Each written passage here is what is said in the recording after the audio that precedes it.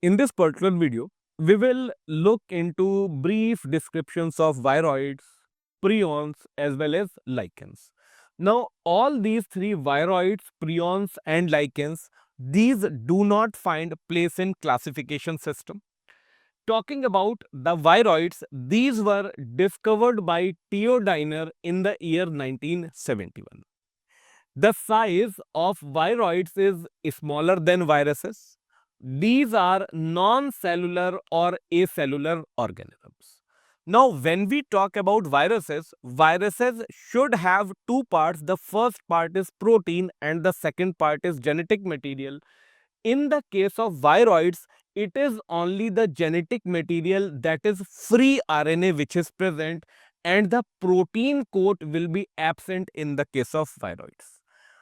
The free RNA which is present in viroids, it is having low molecular weight.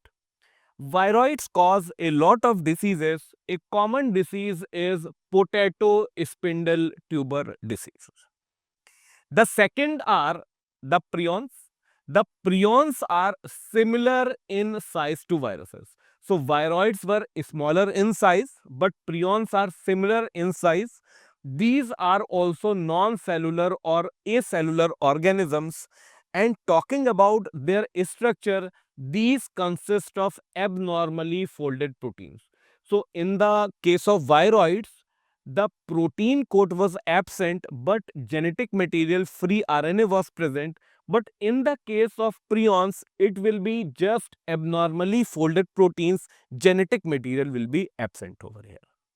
Now, the diseases which are caused by prions, these are neurological diseases.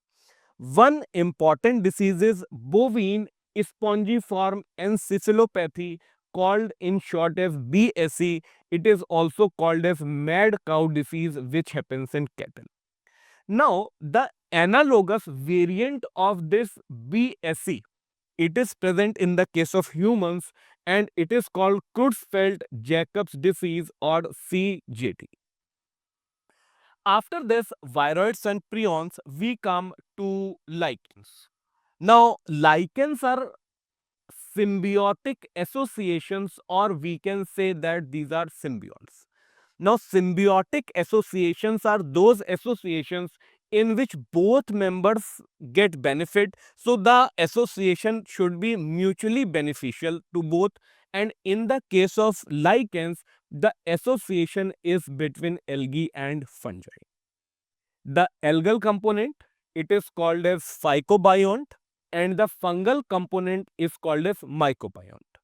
Now, algal component can obviously produce food, it is autotrophic.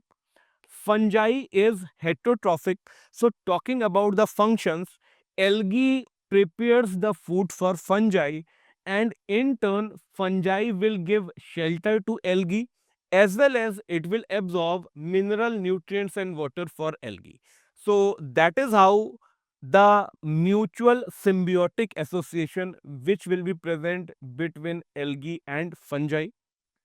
Now, lichens are very good pollution indicators. So, if there is a slight pollution, then these lichens do not survive.